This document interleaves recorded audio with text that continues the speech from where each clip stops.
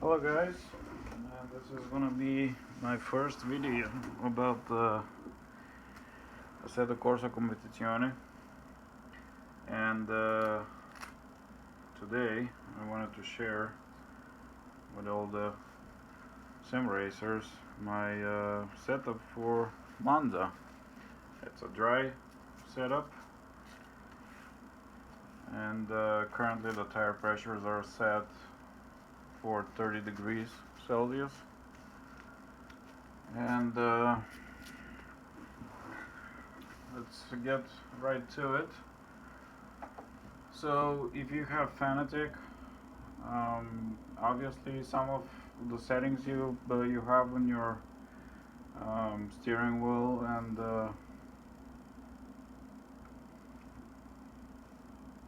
and the wheelbase will make a difference, uh, but still the setup should be pretty good. If not, something really good to start with and adjust it the way works best for you.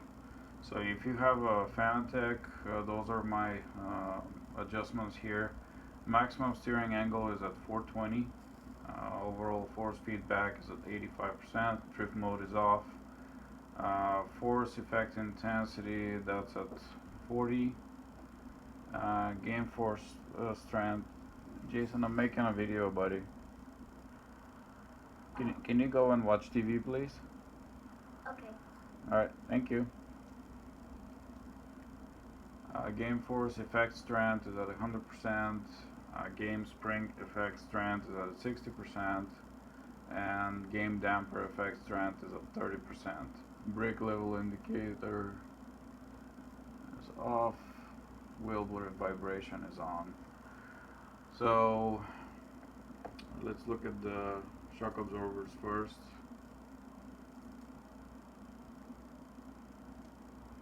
So this is what the shocks look like.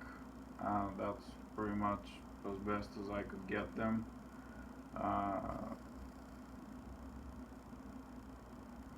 Maybe somebody can get them better than this, but that's as best as I could get to get rebound and bump to be as even as possible. And definitely when you're making a setup, you're gonna need a Motec because shock absorbers are very important. And I see that a lot of people just ignore it because you need a Motec and just try to play with whatever its other adjustments in order to correct issues the way the car is driving. And you can't fix everything else and just leave the shocks the way they are. So let's get into the setup, and I'm gonna try and make a lap. I'm not gonna try to make my best lap here today. My best lap was 147.8 and it will show it right now. But this setup will get you into the 48s at 30 degrees. If you make a really good lap, you should be 48 and a half to 48 and a 7. It can be consistent, depends how consistent you are. The setup is pretty good. It will allow you to throw the car left and right without being concerned that you're gonna lose it. Of course, everything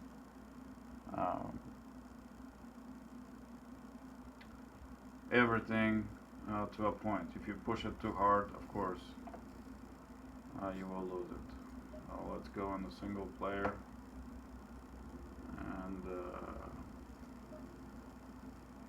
I'm gonna pick Monza. There, my personal best lap is 147.852, and that was before the update.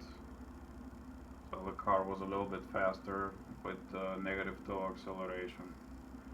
So right now I can do 48.2 at 22 degrees because the car gets a little faster when the weather cools down. At 30 degrees, 48.5, 48.7 consistent. And this is a good racing setup. It's not specifically for hot lap or qualifying. And like I said, this will get you going. It's a very good starting point, and you can go from here and adjust it maybe the way you like it. And if you guys find something that works better, please share in the comments. This is why I'm doing this video, because it gets to the point where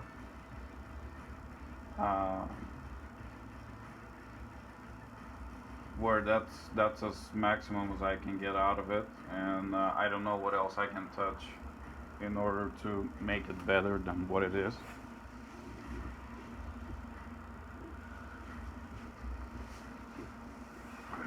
So let's get to the setup. I'm gonna try to explain as best as I can. Let's start with the tire pressures are 25.0 psi on the left front, 26.1 on the right front, 25.6 on the left rear, 26.1 on the right rear, and I still run the full camber and full negative toe. I try to bring it back the way it was before, with more accurate camber and toe according to me, but the car doesn't like it, so I just left it like that. It works best for me the way it is right now. Caster is at 12.5 degrees, and caster is important for initial turn in. If you go too far with the caster, let's say 12.7, and then you will see that the front will break loose some like mid corner, so your car will start basically over understeer. So 12.5 I found to be the limit. Of course I make other changes afterwards, so one simple change on different place can make this value actually not as good as it was before, but this is what it is right now. So let's move on. Electronics. This is really personal preference. I can go as much as TC5 and the car still does 48, but TC3 is a little more aggressive, so I'll leave it to you guys. ABS is at 3. Again, this is something you can play with, but that's what I keep those mainly. ECU map 1, of course, and front brakes, rear brakes, brake pad compound 1. That's about it for this page. We'll go to mechanical grip. So anti-roll bar in the front is 6, brake power is 100%, brake bias is 58.2, steering ratio is at 12, and wheel rate is 171,000 Newton meters. Bump stop rate is at 1,000 newtons, and bump stop range is 4. Wheel rate on the rear is 131,000 Newton meters. Bump stop rate on the rear is 700 newtons. Bump stop range is 5. Anti-roll bar on the rear is 3, and preload differential is at 80 Newton meters. Now,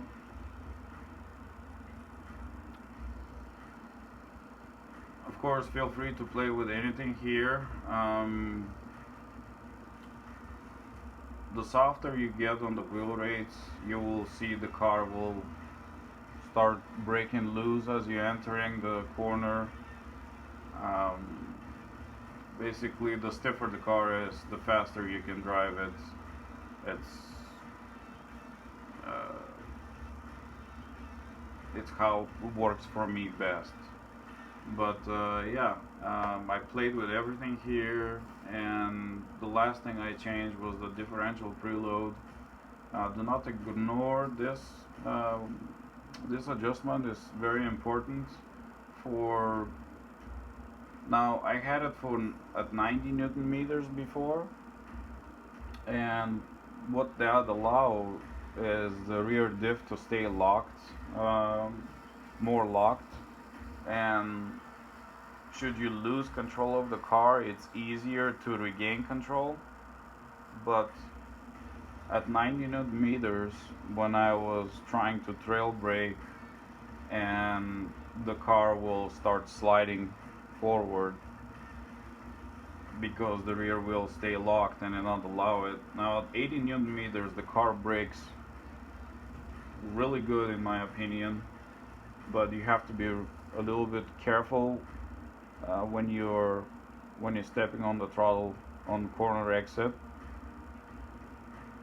and you can still catch it if it starts breaking loose. If the rear starts walking away from you, then you can still with throttle and brake catch it and drop a gear down and bring it back in line. Now if you go down to 70, then chances of losing control and regaining control afterwards are a lot slimmer. But again, feel free to play with it and find out the limits yourselves. Now dampers here, this took quite a bit to figure out, but they go bump in the front is 6, fast bump is 5, rebound is 7, fast rebound is 9, bump in the rear is 5, fast bump is 4, rebound is 6, and fast rebound is 6. Now fast rebound is something I started playing with yesterday, and maybe I constantly make small changes at this point and see what the car do. Fast bump is very important. For example, if you lower fast bump to 4, you will notice the car will kind of get nervous left to right when you're entering a turn, and when you apply throttle, you may end up the car, if you put this on 4, the car will end up in an oversteer and you'll end up like fighting to regain control. So fast bump is what keeps the car from moving too much when the body rolls. And we're moving to idle. Right height is 71 on the rear, 48 in the front. Splitter is at 1, rear wing is at 1, brake ducts on the rear is 2, brake ducts in the front is 3.1%. Now the right height is very powerful adjustment. You will see here you can go up to 72, 71, it's 71 right now. So if you go to 72, the car will rotate a little faster, but then the rear gets a little more nervous. If you go down to 70, the car will be a lot more stable, but it will slow down rotation. So you will feel like you have to wait and coast for the car to turn.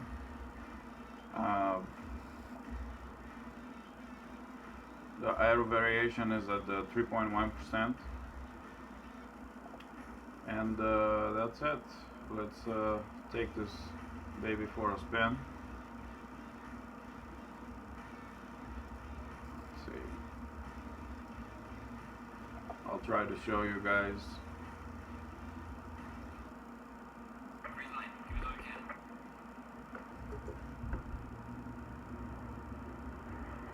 How I run it.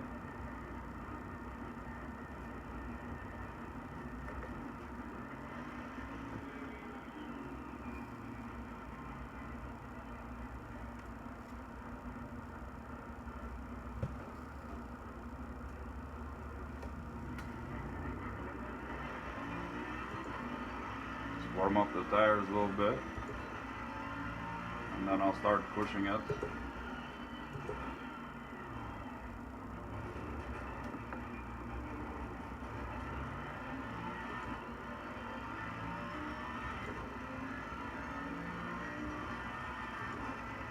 I like to try and trail brake almost every corner. It's just the way I drive.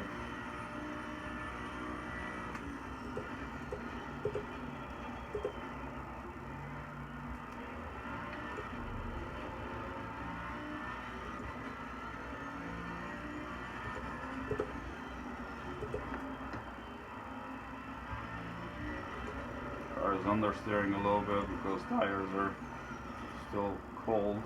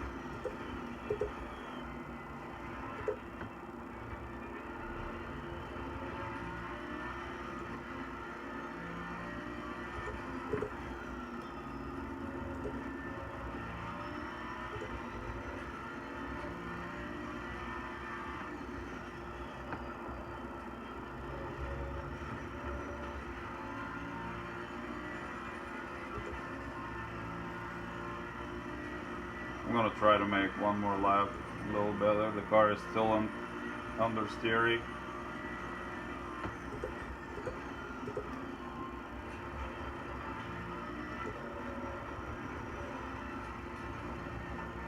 You can see I lost control here a little bit and stayed on full throttle, and the car straightened itself up.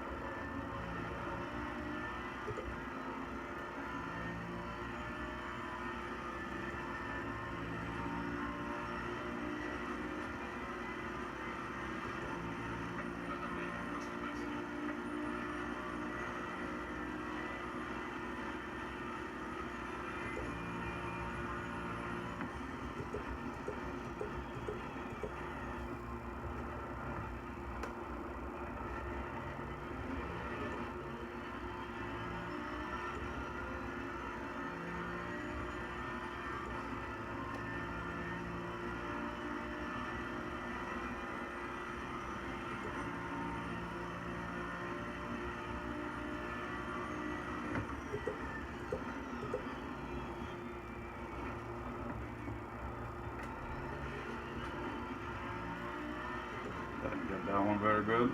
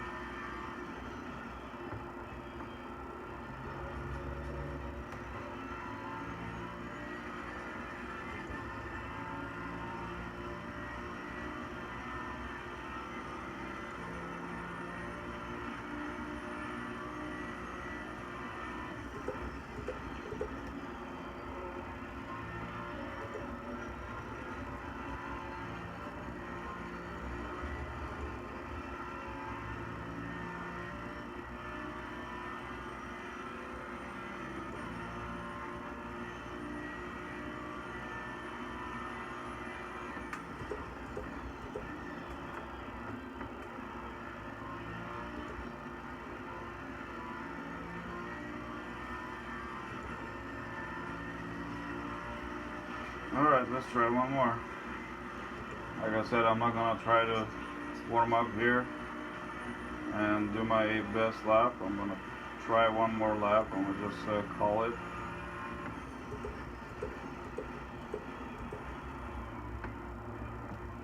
Kinda missed this first turn.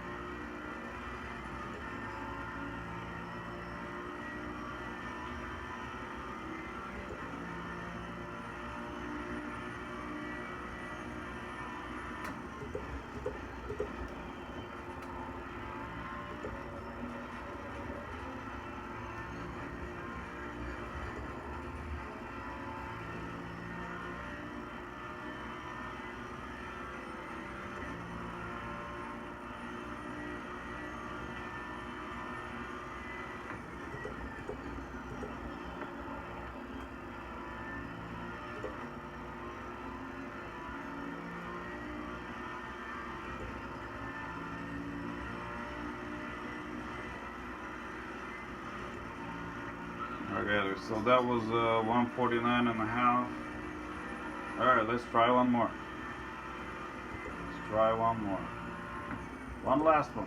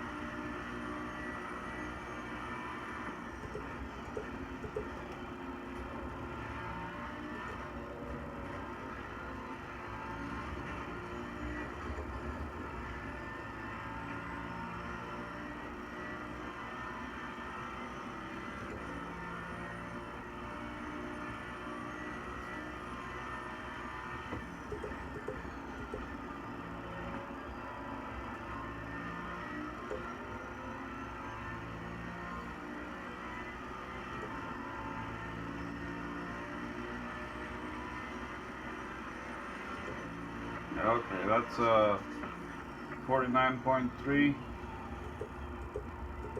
and tire started to overheat a little bit because practice the track temperature is a little bit higher than what we run on a multiplayer online, and so yeah, you get the idea. Like I said, if I warm up I can get to 8.5, but it's gonna take a while. So anyway, try it, guys. Let me know what you think in the comments, and if you have found anything that it's better than what this is currently, please share. After all, this is why I'm doing this video.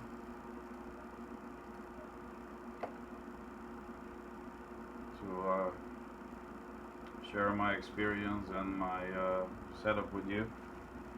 And that's it for now. I'm gonna make another video for Spa. I'm still working on the setup there. It's rather tricky, but it's getting close, and when I feel confident that it's a good setup to share, I will share it with you guys. So that's it for this video, and thank you for watching, and I'll see you on the next one.